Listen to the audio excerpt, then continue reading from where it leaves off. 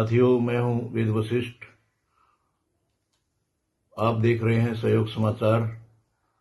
आज आपसे चर्चा करेंगे प्रधानमंत्री नरेंद्र मोदी के पानीपत आगमन की। उम्मीद है कि आप स्वस्थ होंगे। देश के यशस्वी प्रधानमंत्री नरेंद्र मोदी 9 दिसंबर को पानीपत आ रहे हैं और यहाँ पर उनके आने का मुख्य मकसद कोई राजनीतिक कार्यक्रम नहीं है, बल्कि एक सामाजिक कार्य और महिलाओं को आत्मनिर्भर बनाने के लिए बीमा सखी योजना का शुभारंभ करने आ रहे हैं। बीमा सखी योजना महिलाओं को स्वावलंबी और आत्मनिर्भर बनाने के लिए एक महत्वपूर्ण योजना है। इस कार्यक्रम में हरियाणा भर से 35,000 महिलाएं इकट्ठी होंगी और ये योजना पूरे हरियाणा के लिए लागू की जाएगी, पूरे देश के लिए लागू की जाएगी। इस योजना में महिलाओं को बीमा सखी बनाया जाएगा, जिन्होंने महीने में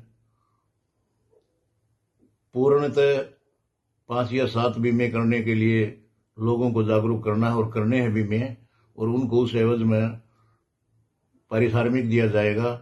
वो तय हो जाएगा कितना मिलना होता है। इसी के साथ मैं यहाँ पर ये बताता चलूँ कि प्राइम मिनिस्टर नरेंद्र मोदी ने 22 जनवरी 2015 को, जब वो 2014 में देश के प्रधानमंत्री बने थे, तो पानीपत से बेटी बचाओ बेटी पढ़ाओ का एक बहुत बढ़िया कार्यक्रम उन्होंने लागू किया था। उसके बहुत दूर तक प्रभाव पड़े थे और हरियाणा और पूरे देश में बेटियों को बचाने के लिए बेटियों का जो अनुपात था गांवों में और शहरों में, वो काफ़ी जन्म लेने का बढ़ गया था।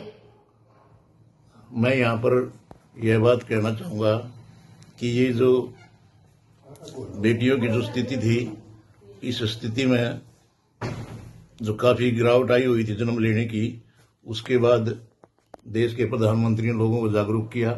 सामाजिक संस्थाओं, अध्यापकों और बुद्धिजीवियों ने इस कार्यक्रम को आगे बढ़ाया और काफ़ी इसमें सफलता मिली। बहुत से लोगों ने गानों से, सामाजिक संस्थाओं ने कैसेटें बनाकर और बेटियों की मदद करके पढ़ाने में और योगदान देने में काफ़ी अहम काम किया। और एक समय ऐसा आ गया था कि गांव का जो अनुपात था, वो बेटों की बजाय बेटियां ज़्यादा जन्म लेनी शुरू कर दी थी, जन्म लेना बेटियों ने। और उसके साथ साथ जैसे मेरे पानीपत जिले के कई गांवों में बेटियों को लाखों रुपए के इनाम मिले थे, क्योंकि गांव का जो आशा वर्कर्स ने मेहनत करके, एएनएम्स ने मेहनत करके और चिकित्सा विभाग की सहायता से सामाजिक संस्थाओं ने मेहनत करके इस कार्यों को अंजाम दिया, तो बहुत सी सफलता मिली और बहुत सा प्रोत्साहन भी मिला। जो जच्चा बच्चा को संभालने वाले आशा वर्कर और एएनएम थी, उनका योगदान इसमें बहुत ज़्यादा रहा और सामाजिक संस्थाओं का योगदान रहा। यहाँ यह कहना चाहूँगा कि जो राजनीतिक एक टीम बनाई गई थी, उन्होंने इतना कुछ मेहनत नहीं की, लेकिन सामाजिक संस्थाओं, अध्यापकों और स्कूलों में इन कार्यक्रमों को काफ़ी आगे बढ़ाया गया और जिससे कई गांवों का तो अनुपात 1000 बेटियां पैदा होने में पहुंच गया था और बेटों की संख्या 800 के 700 के करीब रह गई थी। इसी प्रकार हरियाणा में भी कई गांव ऐसे थे जिनका रिकॉर्ड तोड़ बेटियों का ये जन्म हुआ और बच्चियों ने अपने तरीके से कुआ पूजन हुए।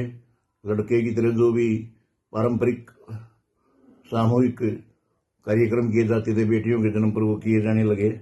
इसके साथ साथ सरकार ने भी स्कूलों में बेटियों का जन्मदिन मनाना, बेटियों को राष्ट्रीय पर्वों पर झंडा फहरवाना और बेटियों को वजीफे देना, लाखों रुपए के लाभ छात्रवृत्ति मिली बेटियों को। जिन गांवों में बेटियों का जन्म ज़्यादा हुआ, उन गांवों के स्कूल में पढ़ने वाली सरकारी स्कूल की बेटियों को बहुत ज़्यादा इनाम मिला। इस प्रकार तो ये जो यहाँ पर प्रधानमंत्री 9 दिसंबर को हरियाणा से बीमा सखी का शुभारंभ कर रहे हैं, इसके लिए मुख्यमंत्री नायब सैनी, बीजेपी के प्रधान मोहनलाल बड़ोली और सभी नेता मिलजुल कर काफ़ी मेहनत कर रहे हैं, पानीपत में 9 दिसंबर को ये कार्यक्रम तय है।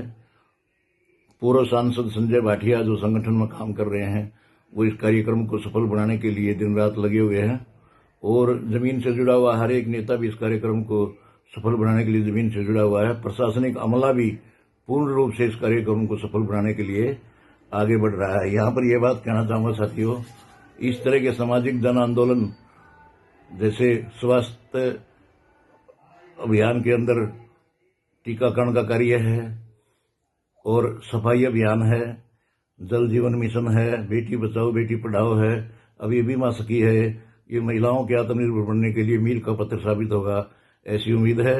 और इस तरह की योजनाओं का शुभारंभ सरकारों द्वारा किया जाना चाहिए और इसमें नेताओं ने, प्रशासनिक अधिकारियों ने और सभी नागरिकों ने भी पूर्ण सहयोग करना चाहिए। बहुत अच्छी योजना है, इसके परिणाम बाद में देखने को मिलेंगे। फिर अगले एपिसोड में मिलते हैं। नमस्कार साथियों, धन्यवाद, जय हिंद।